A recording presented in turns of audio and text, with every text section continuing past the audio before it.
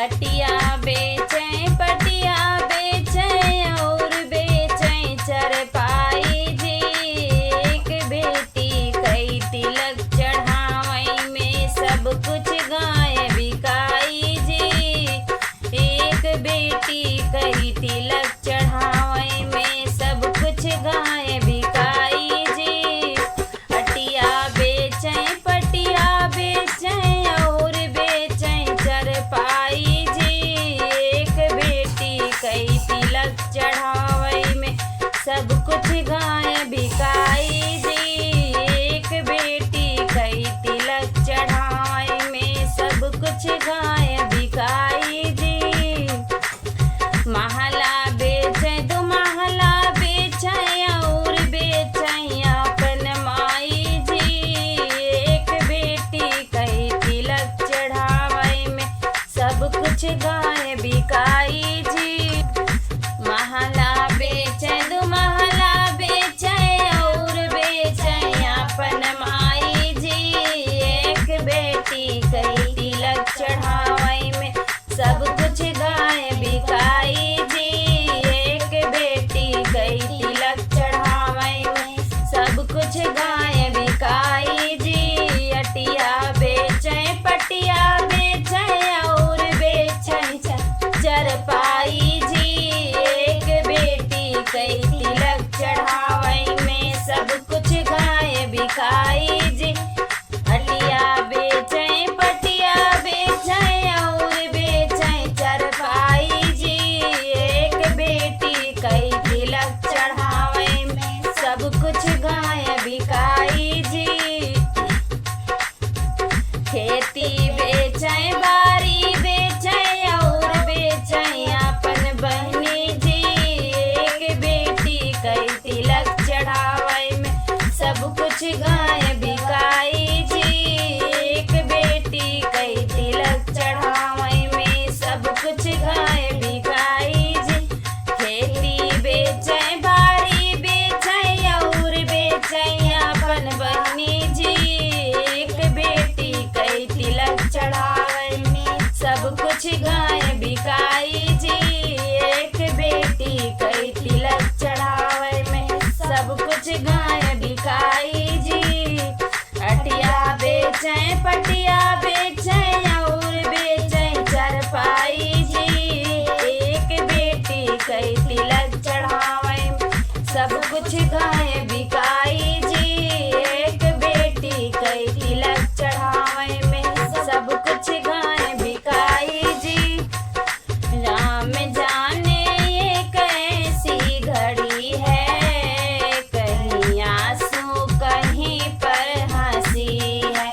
राम जाने ये कैसी घड़ी है, कहीं आंसू कहीं पर हंसी है। आज सा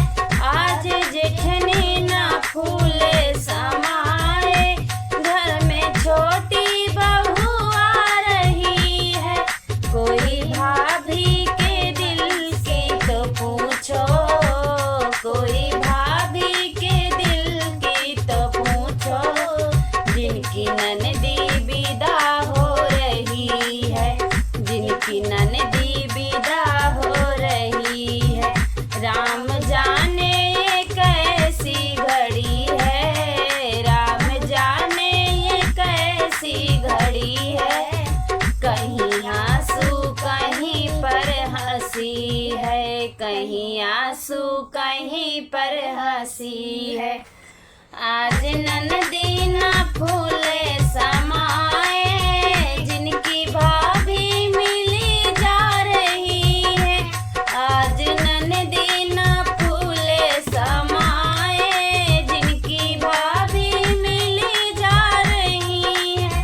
कोई बहना के दिल की तो पूछो, कोई बहना के दिल की तो पूछो, जिनकी गुड़िया विदा हो रही है, जिनकी गुड़िया विदा हो रही है। राम जाने ये कैसी घड़ी है, राम जाने ये कैसी घड़ी है।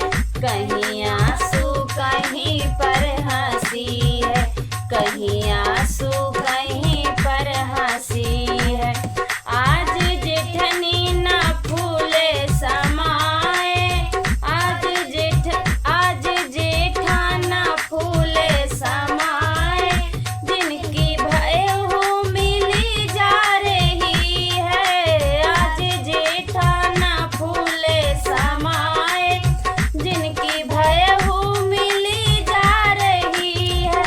कोई भैया के दिल की तो पूछो, कोई भैया के दिल की तो पूछो, जिनकी लाडो विदा हो रही है, जिनकी लाडो विदा हो रही है। राम जाने ये कैसी घड़ी है, राम जाने ये कैसी घड़ी है।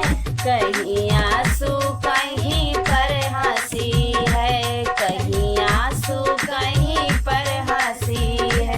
राम जाने ये कैसी घड़ी है, राम जाने ये कैसी घड़ी है। कहीं आंसू कहीं पर हंसी है, कहीं आंसू कहीं पर हंसी है। आज ससुर ना फूले समाए, जिनकी बहू मिली जा रही है। आज ससुर ना फूले समाए, जिनकी बहू मिली जा रही है।